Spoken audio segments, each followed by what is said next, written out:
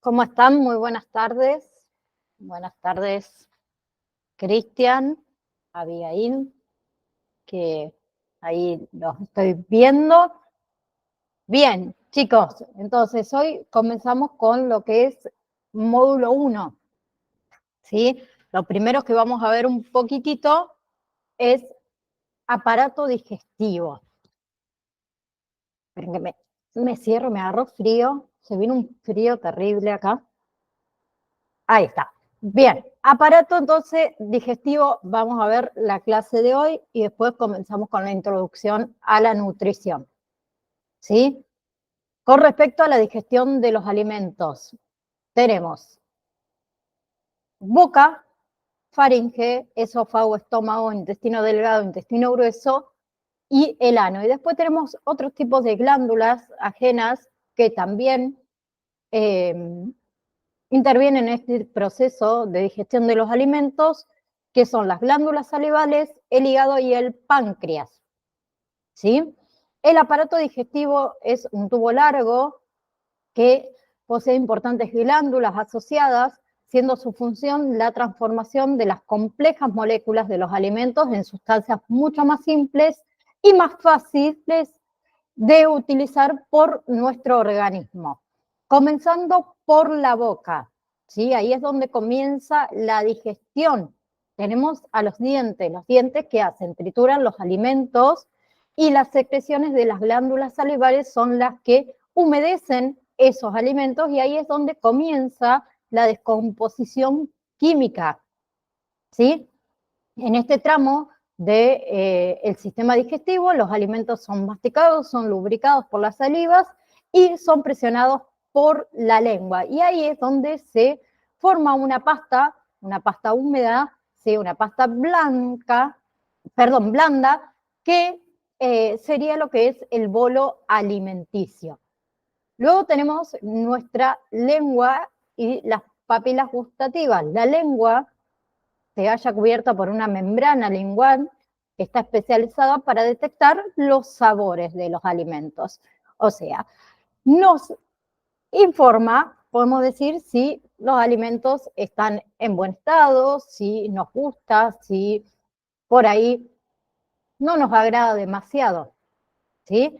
Tenemos unas pequeñas estructuras sensoriales, que son las papilas gustativas, que nos van a permitir disfrutar de las sensaciones del gusto.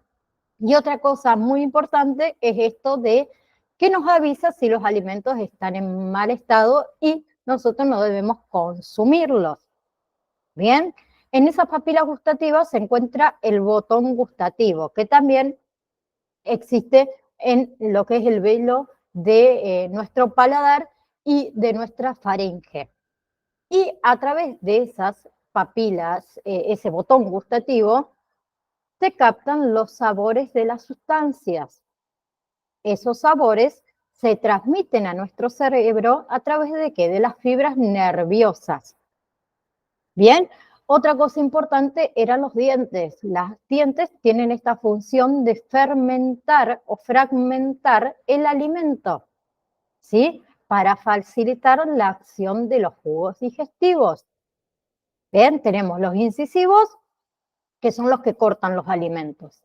Luego tenemos los caninos, que son los que desgarran el alimento, y las muelas sirven para triturar esos alimentos. ¿Sí? ¿Por qué se mastican los alimentos? Masticamos los alimentos para poder digerirlos. ¿Sí? En esa masticación intervienen tanto los labios, los dientes, la lengua, las glándulas salivales y la mandíbula.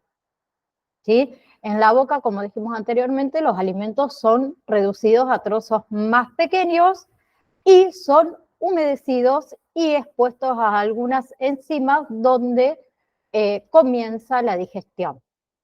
¿Sí? Cuando el alimento ya está masticado, se traga y ahí comienza la deglución. Por otro lado, tenemos la faringe, ¿sí? La faringe es un conducto que tiene dos funciones.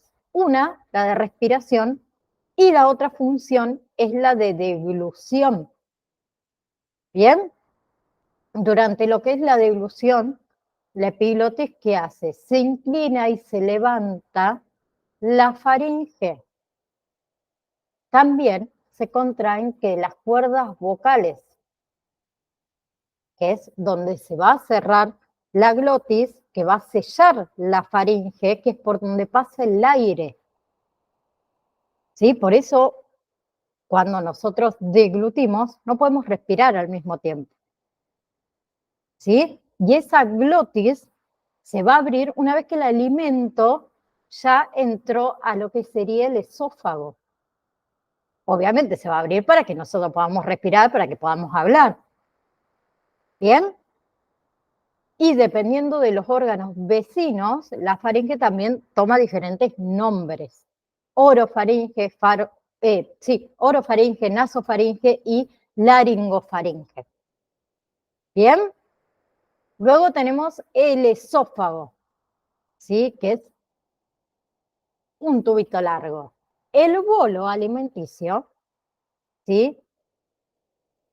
Pasa por el esófago. ¿Sí? El esófago es un tubo que tiene paredes lisas que une a la faringe con el estómago. ¿Sí? Esa unión se hace mediante el cardias, que funciona como un esfínter, como una válvula que se abre cuando llega el alimento y se cierra cuando ya ese alimento ha pasado.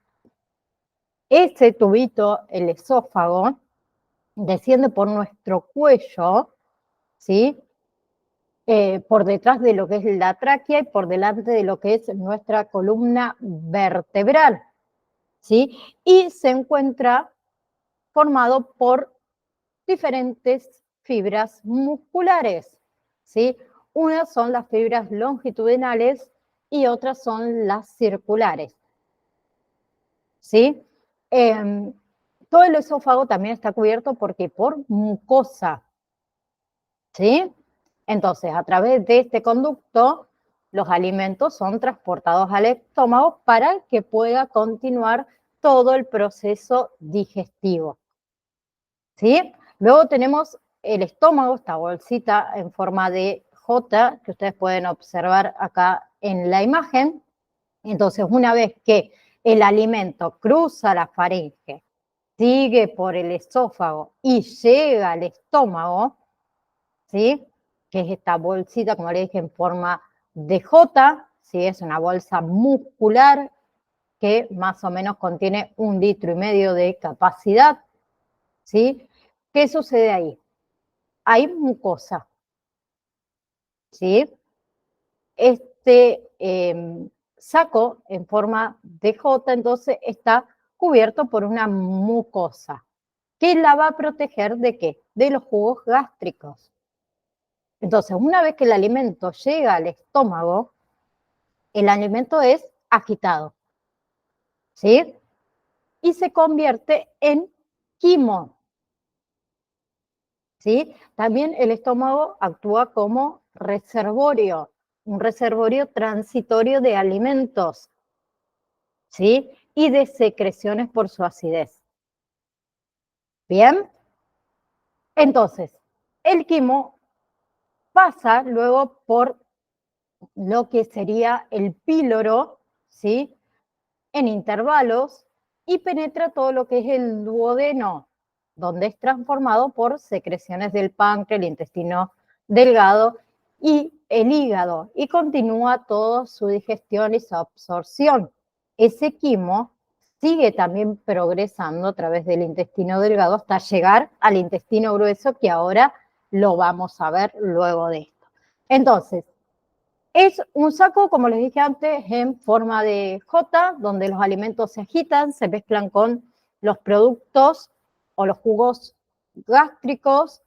Se encuentra ubicado en la porción superior izquierda del abdomen, tiene una capacidad aproximadamente de 1,5 litros y sus paredes están conformadas por capas. Ahí me equivoqué, después se los corrijo, no me di cuenta. La capa serosa, la capa muscular y la submucosa, ¿sí? En la submucosa ahí se produce mucus, y se produce jugo gástrico. Bien, luego tenemos el intestino delgado, ¿sí? La comida acá es descompuesta. ¿Es descompuesta por qué? Por jugos pancreáticos, por la bilis, por las secreciones intestinales, ¿sí? De ese modo, el intestino delgado puede absorber y hacer uso eficiente de todos los compuestos nutritivos, ¿sí? Lo que es el intestino delgado se inicia en lo que es el píloro, ¿sí? Que termina en una válvula que se llama válvula ileocecal, ¿sí? Por la que se une a la primera parte de lo que sería el intestino grueso, ¿sí? El duodeno, que forma parte del intestino delgado, mide aproximadamente unos 30 centímetros de longitud, ¿sí? Y el intestino delgado consta de 3 partes, el ilion, el yeyuno y el duodeno. El duodeno se une al yeyuno después de esos 30 centímetros. ¿Bien? Y todos los compuestos nutritivos simples son absorbidos por las vellosidades intestinales. ¿Bien? Que tapizan siempre en el intestino delgado. Entonces ahí pasan a la sangre y nutre todas y cada una de las células de nuestro organismo, ¿sí? Luego tenemos intestino grueso. Bien, en el intestino grueso tenemos la partecita del apéndice y luego tenemos los colon ascendente, colon transverso y colon descendente hasta llegar al recto. ¿Sí? En el intestino grueso, perdón, no hay ninguna sustancia que actúe sobre los alimentos, pero más allá de eso, en el intestino grueso ocurren cambios. Uno es la absorción de gran cantidad de agua, ¿sí?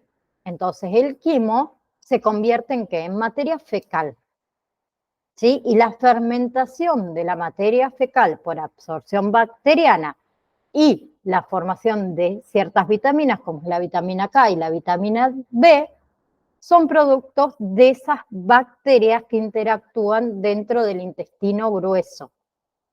Y por último, tenemos el recto y el ano. Generalmente el recto está vacío, porque en realidad las heces se acumulan un poco más arriba, ¿sí? En lo que es, más que nada, el colon descendente, esta última partecita del intestino grueso. Entonces, cuando este colon descendente se llena, las heces pasan al recto, ¿sí? Y ahí se estimula para la defecación. ¿Bien?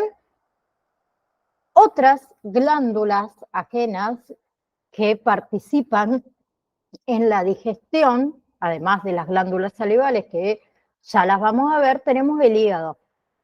¿Sí? El hígado es la mayor víscera del cuerpo, pesa aproximadamente 1.500 gramos, o sea, 1,5 kilos, ¿sí?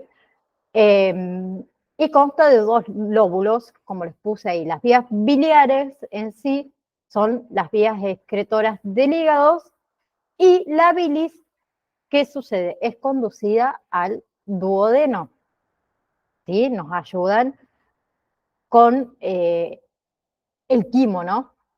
Otras glándulas ajenas que participan es la vesícula biliar, ¿sí? Que la vesícula biliar contiene más o menos entre unos 50 y unos 60 centímetros cuadrados de bilis y tiene una forma ovalada, yo le digo una forma de aceituna, aproximadamente de 8 a 10 centímetros. Otra glándula es el páncreas, ¿sí? Que esta glándula está relacionada con el duodeno, con las secreciones y los jugos pancreáticos, que también son de importancia para la digestión de alimentos. Y la otra eran las glándulas salivales. Bien, tenemos las glándulas parótidas que se sitúan a nivel de la mejilla, ¿sí? Una de cada lado, ¿sí? Las glándulas submaxilares, ¿sí? Que también se encuentran en ambos lados de lo que es el suelo de la boca, las glándulas sublinguales que se sitúan en la parte anterior y en la parte central del suelo de la boca, y tenemos las glándulas palatinas que están situadas en lo que es el paladar blando, perdón, y otras glándulas más pequeñas situadas en nuestra lengua y en la mucosa de nuestra boca. Y el hígado también es un órgano de nuestro cuerpo que participa en la digestión, ¿sí? El hígado es un órgano de nuestro cuerpo que tiene uno de los mayores poderes de regeneración, ¿sí? El hígado puede estar destruido en un 80% antes de que el hígado se dañe definitivamente, ¿sí? El 10% puede regenerarse. ¿Bien? Bien. La misión del hígado entonces es fundamental para el metabolismo, ¿sí? Contribuye también a la digestión mediante la bilis, ¿sí? En el hígado se almacena en la vesícula biliar y desempeña también un papel importante en la digestión de las grasas. ¿Bien? Y lo último que quiero que sepan es la digestión y la absorción. La digestión comienza cuando la saliva recubre, digamos, todos los alimentos, estos alimentos que están divididos en partículas con las enzimas digestivas. Y luego tenemos la deglución. La deglución es voluntaria, ¿sí? Y una vez que deglutimos, ahí continúa de modo automático, ¿sí? Uno, para impedir que la comida pueda pasar a la tráquea y alcanzar los pulmones, porque se acuerdan que en la faringe nosotros compartimos con las vías respiratorias, ¿sí? Entonces el epiglotis, ¿qué hace? Se cierra, ¿sí? Al mismo tiempo que el paladar blando se eleva para evitar que nuestra comida suba por nuestra nariz. Entonces, el alimento que no baja por efecto de la gravedad, sino que baja debido a ¿qué? A ondas rítmicas de contracción y relajación que se llama peristalismo. ¿Bien? Bien. Un segundo, si les dejo de compartir pantalla. Ahí está. Y me voy a compartirle la otra pantalla. ¿Quedó alguna pregunta, alguna duda hasta ahora que quieran hacer?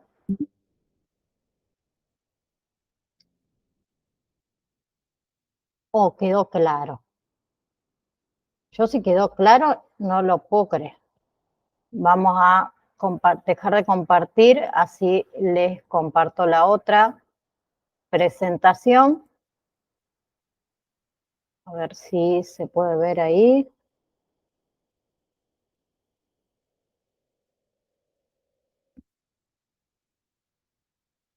Creo que ahí se puede ver perfectamente, si no me equivoco.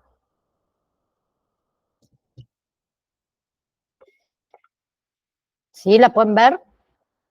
Ahí me cambié de lugar, porque comparto allá, así no hacemos tanto lío, dijo uno. Bien, entonces, si no quedó dudas, comenzamos con la introducción a la nutrición, ¿sí? La nutrición es la ciencia, como dice ahí, que estudia la forma en que el organismo utiliza, digamos, la energía de los alimentos para mantenerse y también para crecer. ¿Mediante qué? Mediante los análisis de los procesos por los cuales uno ingiere, uno digiere, uno absorbe, ¿sí? Transporta y utiliza y extrae los nutrientes esenciales para la vida y su interacción también con la salud y con la enfermedad. Ahí está. Porque no podía, ahí está, ahí los veo mejor. Si no, no los puedo ver a ustedes si no me lo paso a la otra pantalla. Ahora sí. Bien. Entonces, la nutrición es un proceso, ¿sí?, de consumo y de absorción y utilización de los nutrientes necesarios para ¿qué? Para el crecimiento y para el desarrollo del organismo, ¿sí? También para mantener la vida. Entonces, una alimentación adecuada, una alimentación apropiada sobre todo se consigue como consumiendo una dieta equilibrada, ¿sí? Formada por diversos nutrientes, que son sustancias contenidas en los alimentos que nutren nuestro organismo. Entonces, una dieta saludable nos va a permitir mantener el peso corporal apropiado y equilibrado en toda su composición, ¿no? Bien. Entonces, el porcentaje de grasa y el porcentaje de músculos del organismo, eso hablamos cuando hablamos de el peso corporal apropiado y el equilibrio en esa composición, el porcentaje de grasa y el porcentaje de músculos del organismo. También nos permite garantizar que la capacidad para llevar a cabo actividades físicas, ¿sí? Actividades mentales, para minimizar el riesgo de enfermedades y de discapacidades, ¿sí? Entonces, tenemos las directrices alimentarias para por ejemplo, los estadounidenses en el año 2020 y 2025, ¿sí?, que establecen, ahí está, que establecen más que nada que un patrón alimentario saludable consiste en alimentos y en bebidas ricas en nutrientes de todos los grupos de alimentos, en las cantidades recomendadas dentro de los límites de calorías, ¿sí? Y de acuerdo a esas pautas, los alimentos centrales que conforman un patrón alimentario saludable, podemos incluir las verduras de todo tipo, ¿sí? Y ahí hablamos de verduras oscuras, de verduras rojas, ¿sí?, de naranja, de frijoles, de guisantes, de lentejas, de almidón. Hablamos de las frutas, especialmente todas frutas enteras. Hablamos de los cereales, ¿sí? Y hablemos de los cereales integrales. Hablamos de los productos lácteos, ¿sí? Ahí incluimos leche, yogur, quesos sin grasa o quesos con poca grasa, ¿sí? Versiones sin lactosa, bebidas de soja enriquecidas, yogur también como una alternativa.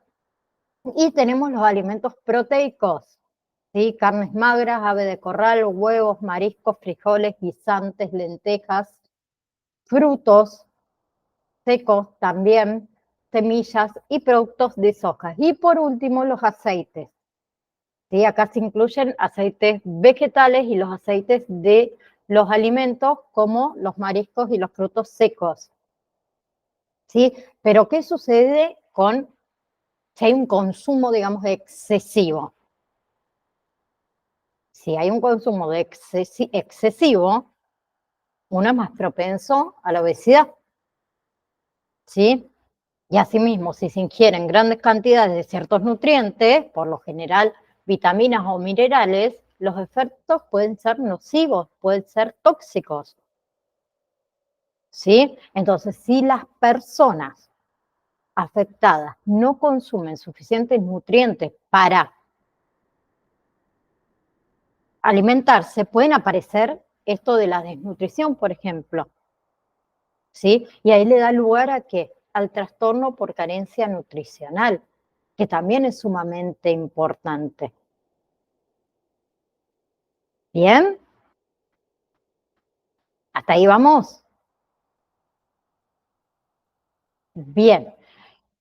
Antes de continuar, podemos ver un poquito de la historia de la alimentación de los seres humanos. Porque la alimentación de los seres humanos ha ido cambiando a lo largo del tiempo. ¿Sí? En un inicio, podemos decir, nuestros antecesores eran cazadores-recolectores. ¿Sí? Ellos comían frutos junto con la carne que cazaban. ¿Sí? Y hace 800.000 años se domesticó el fuego.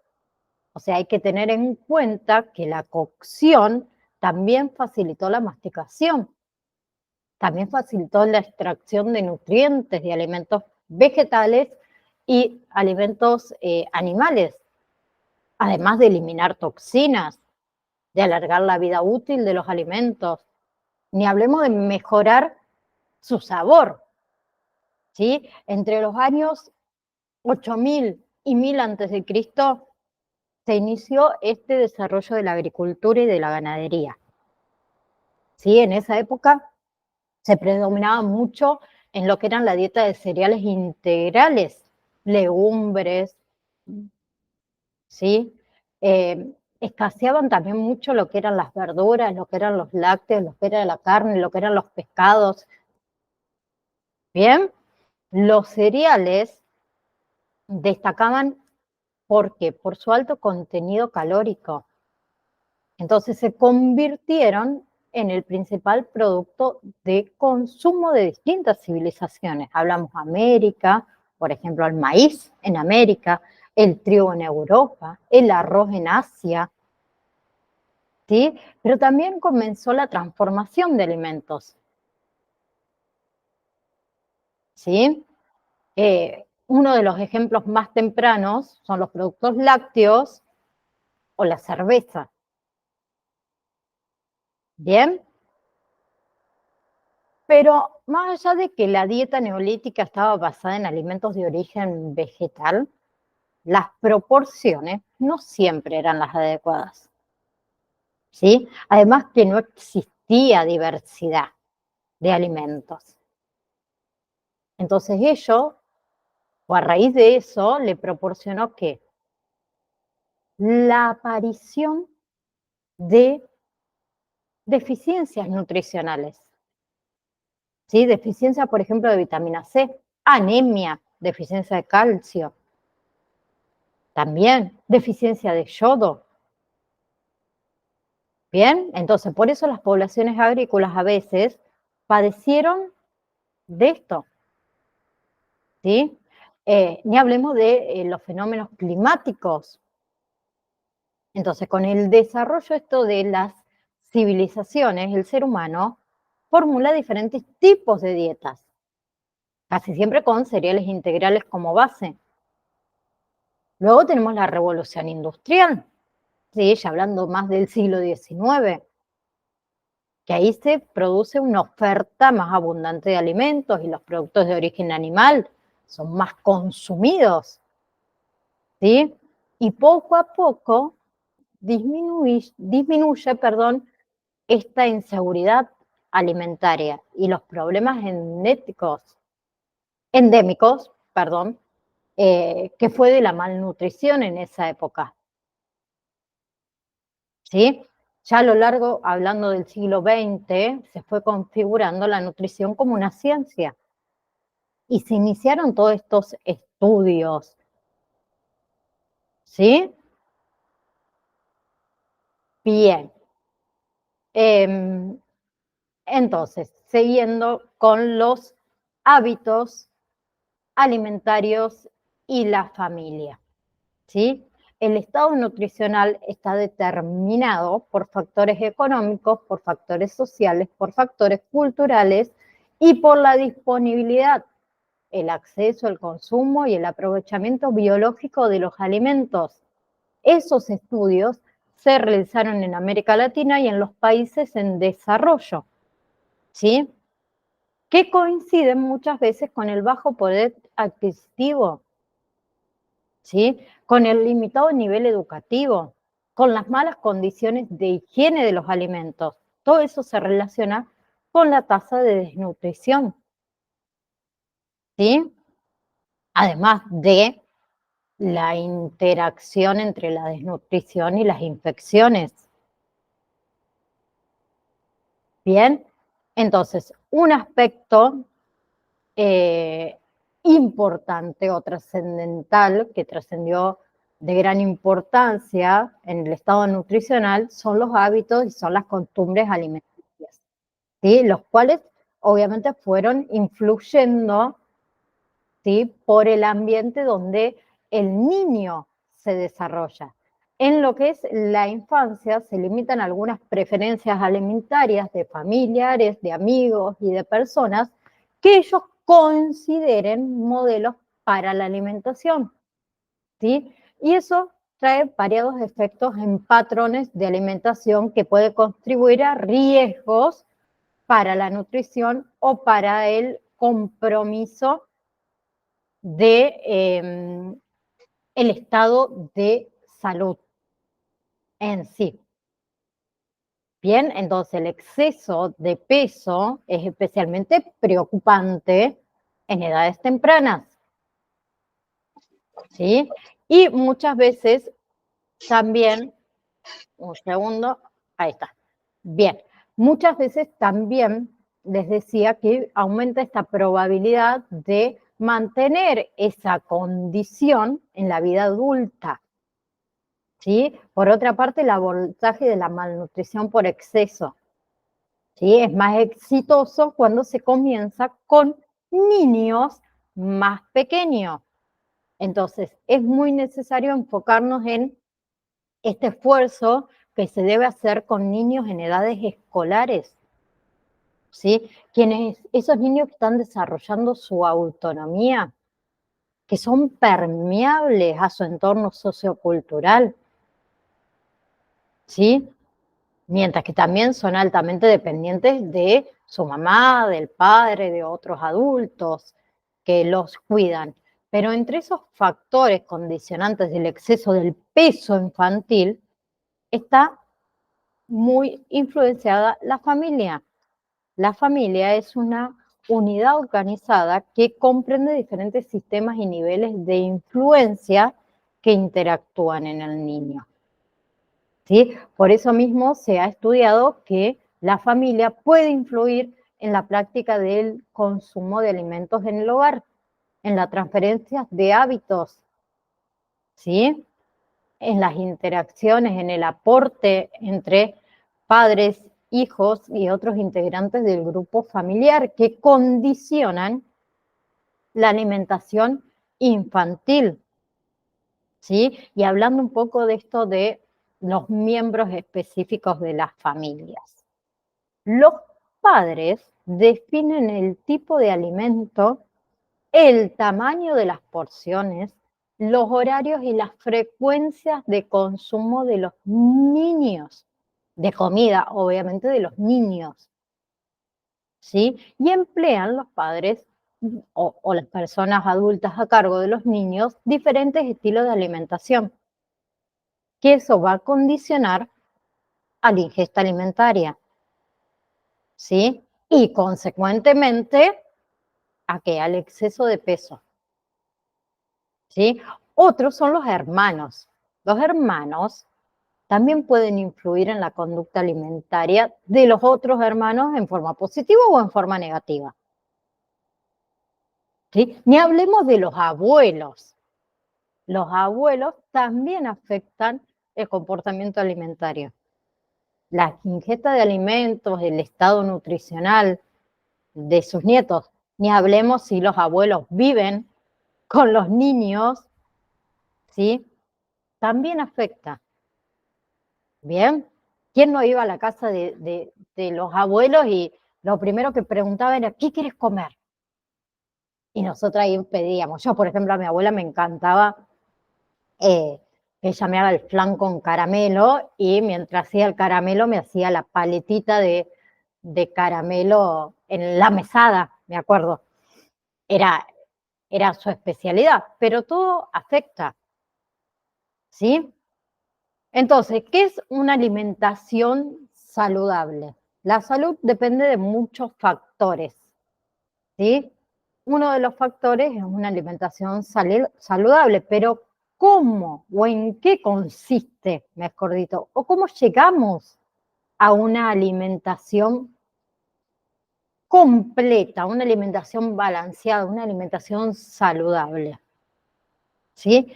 Lo que podemos decir es que una alimentación saludable es aquella que proporciona los nutrientes que el cuerpo necesita para mantener el buen funcionamiento del organismo, conservar, ¿sí? O restablecer la salud, ¿sí? También minimizar el riesgo de enfermedades, garantizar la reproducción, la gestación, la lactancia, el desarrollo, el crecimiento adecuado.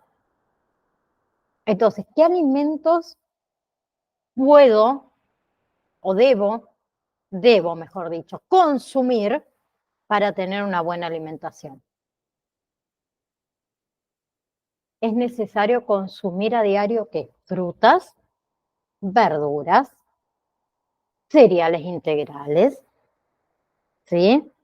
Legumbres, leche, carne, aves, pescado, aceite vegetal en cantidades obviamente adecuadas y cantidades variadas, ¿sí? Si nosotros lo hacemos de esa manera, podemos estar diciendo que tenemos una alimentación saludable. ¿Bien? Entonces, no me di cuenta que tenía el otro PDF. Bien. Entonces, los nutrientes cumplen básicamente 3 funciones en el organismo. ¿Sí? Como dice ahí, aportar energía, ¿sí?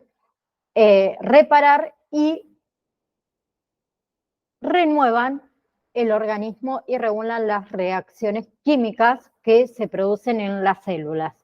La primera es energética, o sea, los nutrientes proporcionan energía, ¿sí? Para el buen funcionamiento celular. Y necesitamos nutrientes energéticos para poder hacer todas nuestras actividades diarias. Ejemplo, para caminar, para correr, ¿sí? Para caminar, para correr hay que mover las piernas. Y eso se consigue cuando se contraen las células de algunos músculos. Y para que eso ocurra, las células musculares necesitan energía, que se obtiene de algunos nutrientes, ¿sí? Otra es plástica o reparadora, o sea, promueve de los elementos materiales necesarios para revocar y reparar el organismo, ¿sí? Principalmente durante la etapa de crecimiento. En la época de crecimiento, el tamaño de nuestro cuerpo aumenta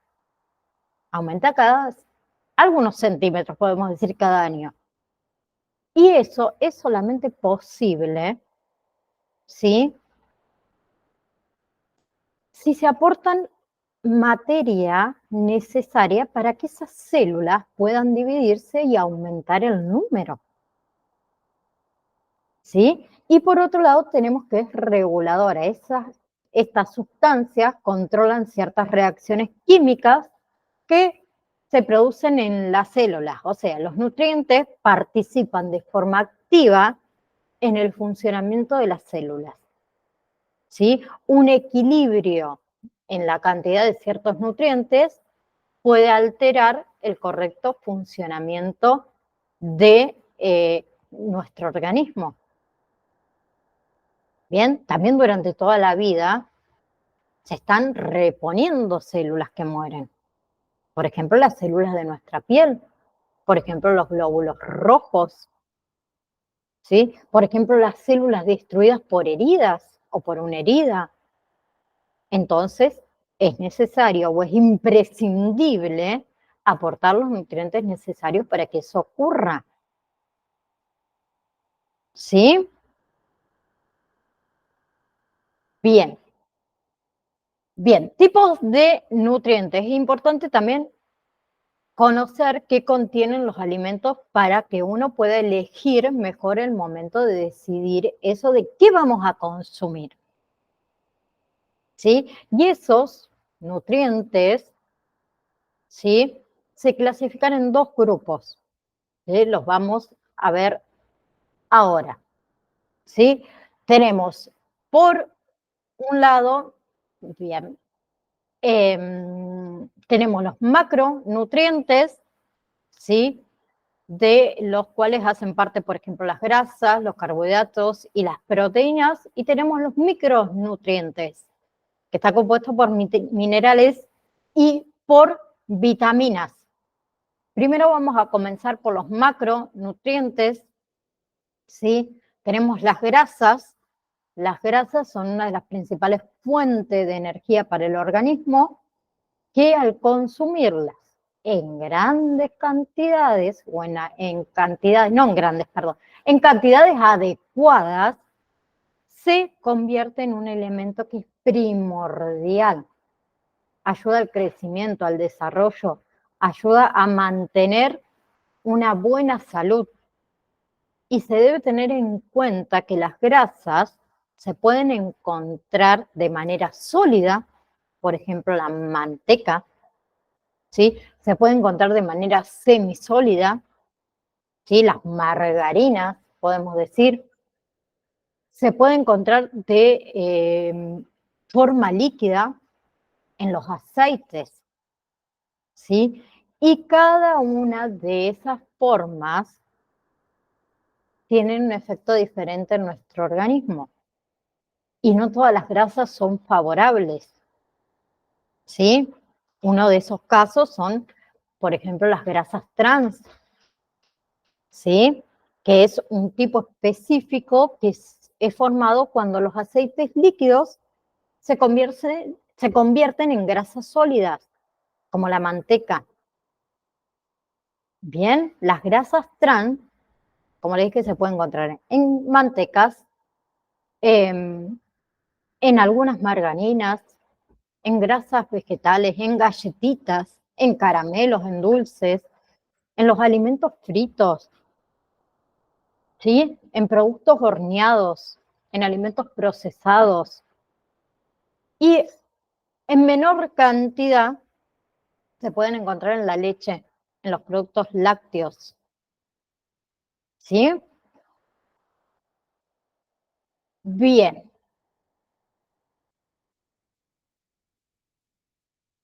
¿Qué son entonces las grasas?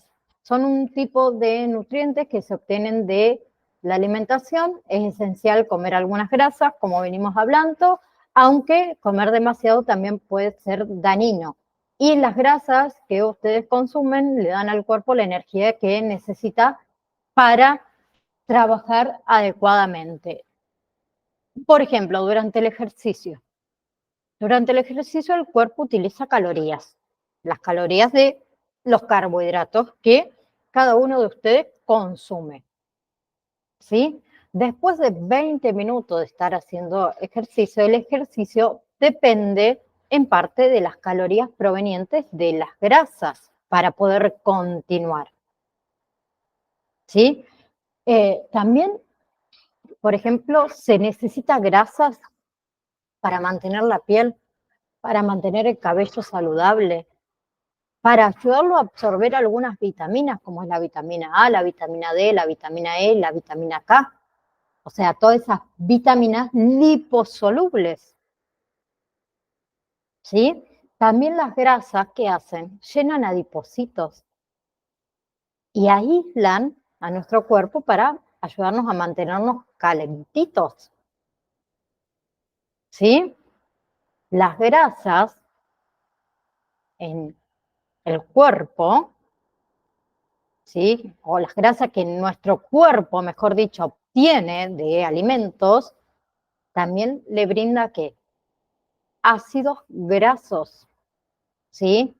Ácidos grasos esenciales, que son los ácidos linoleicos, ¿sí? Y los ácidos linolénicos, que se denominan esenciales. ¿Por qué?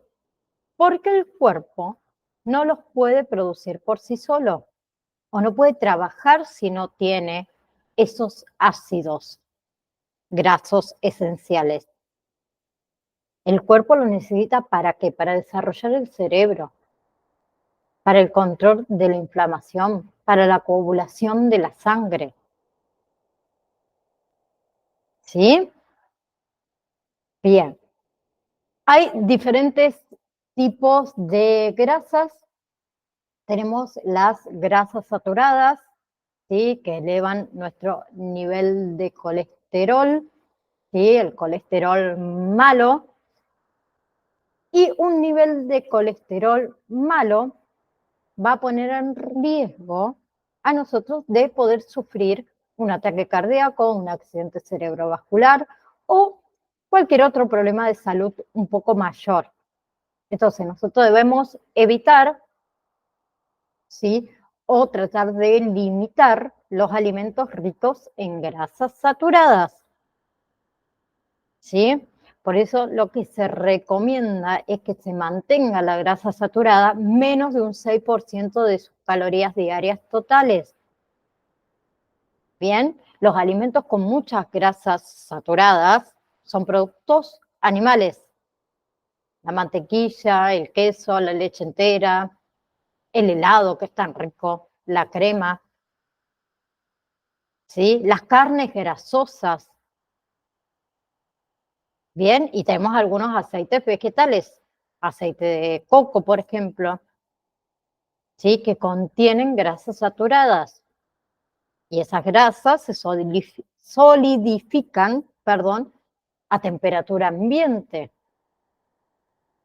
Entonces, una dieta alta en grasas saturadas incrementa la acumulación de colesterol en las arterias.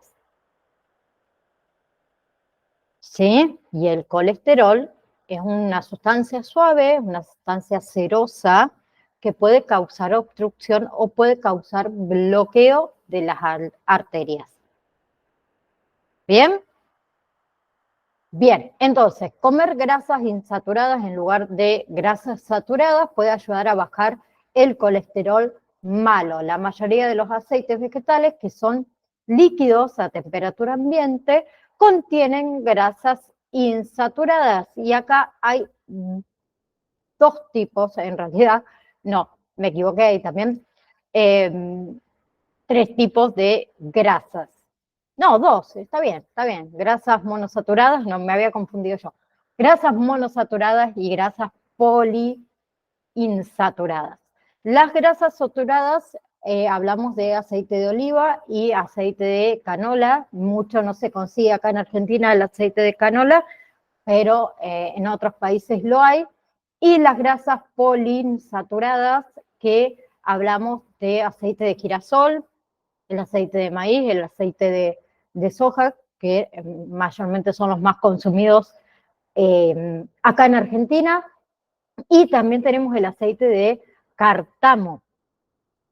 Bien, y por otro lado tenemos todo lo que son los ácidos transgrasos, que son grasas que son perjudiciales, que se forman cuando el aceite vegetal, ¿sí?, pasa por un proceso que se llama hidrogenación.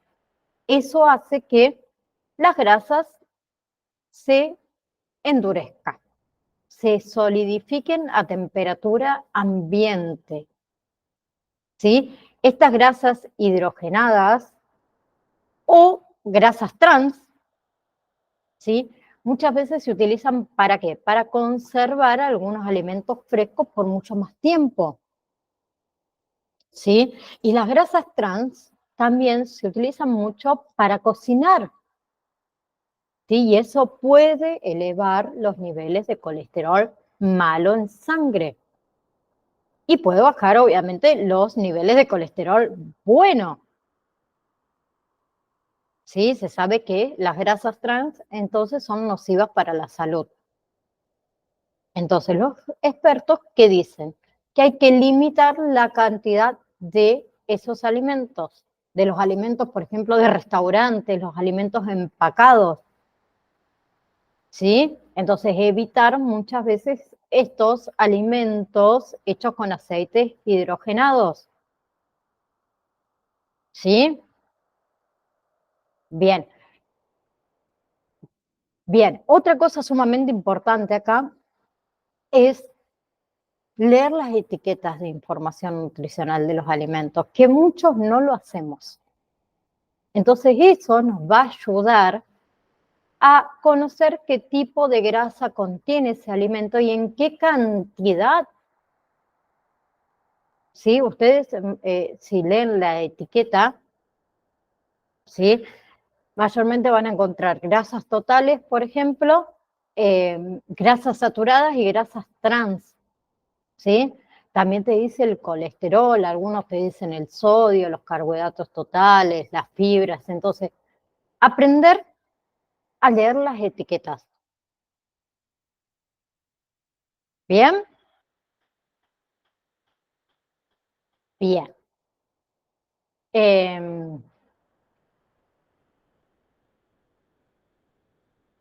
Bien.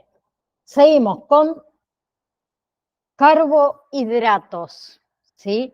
Constituye la principal fuente de energía de nuestros alimentos, son los carbohidratos. Los carbohidratos son el combustible para desarrollar las actividades diarias y mantener la temperatura corporal y el buen funcionamiento de los órganos vitales de nuestro cuerpo. ¿Sí? Los carbohidratos pueden ser simples y complejos, ¿sí? Los primeros se encuentran de manera natural, por ejemplo, en la caña de azúcar o en la miel, o son añadidos en forma de azúcares, por ejemplo, en productos industrializados, en pastelería, ¿sí? Mientras que los carbohidratos más complejos están en alimentos como son los cereales integrales, la papa, la batata, el choclo, las legumbres, ¿sí?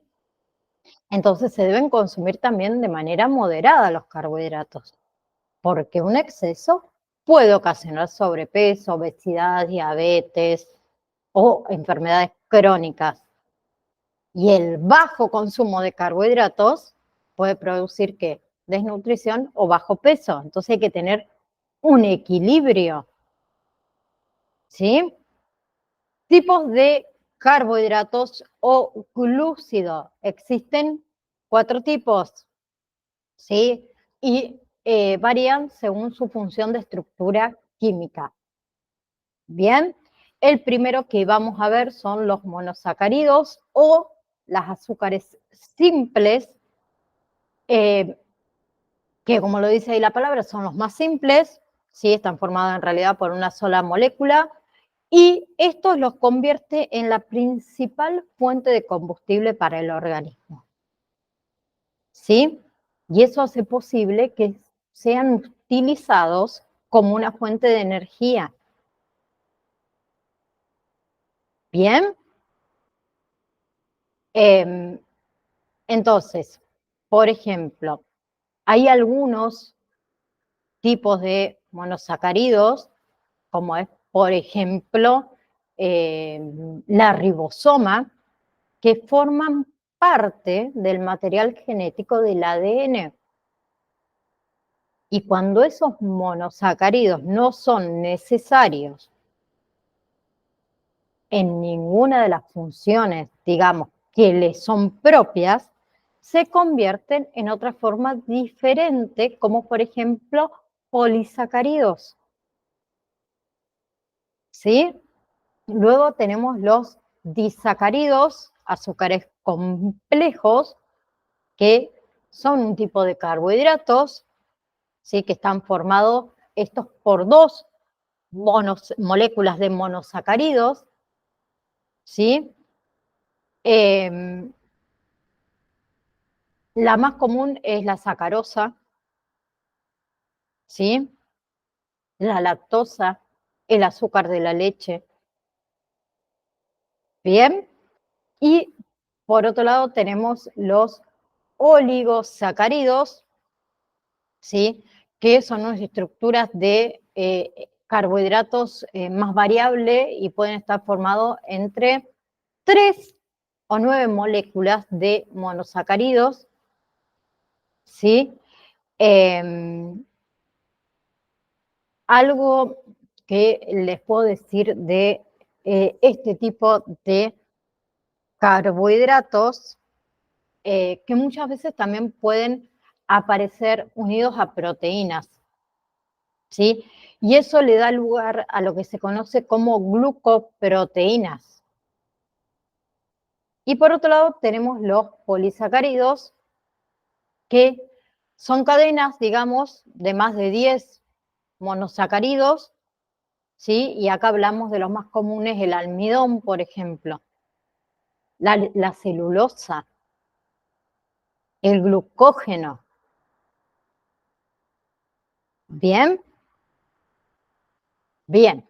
En función, entonces, a estos alimentos que nosotros consumimos, la clasificación en realidad sería un poquito más diferente y existirían 3 tipos de carbohidratos, que es en lo que nos vamos a basar nosotros. Uno son los azúcares, ¿sí? Los azúcares, vamos a ver la próxima clase, entonces, azúcares, fibras, ¿sí? Vamos a ver próxima clase proteínas, ¿bien? Obviamente las características de las proteínas, tenemos proteína animal, tenemos proteínas vegetales, ¿no? De origen vegetal, mejor dicho, lo vamos a decir de esa manera. Vamos a ver la clase próxima, entonces, todo eso, y qué es lo que nos falta de los macronutrientes, y vamos a comenzar con los micro. Me voy a dejar de compartir un segundo la pantalla, así les comento que es en realidad lo que vamos a terminar de ver la clase que viene. Les decía que lo próximo que vamos a ver una vez que terminamos con los macronutrientes son los micronutrientes, ¿sí? En los micronutrientes entran los minerales y las vitaminas.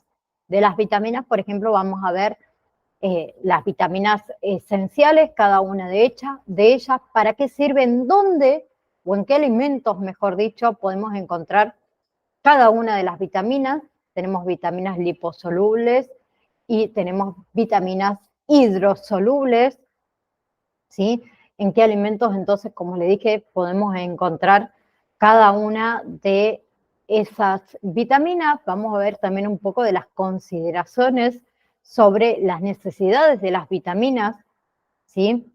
En, por ejemplo, las dietas para adelgazar, en el embarazo, durante la lactancia, para los bebés, para los lactantes, para los niños, para la vejez también.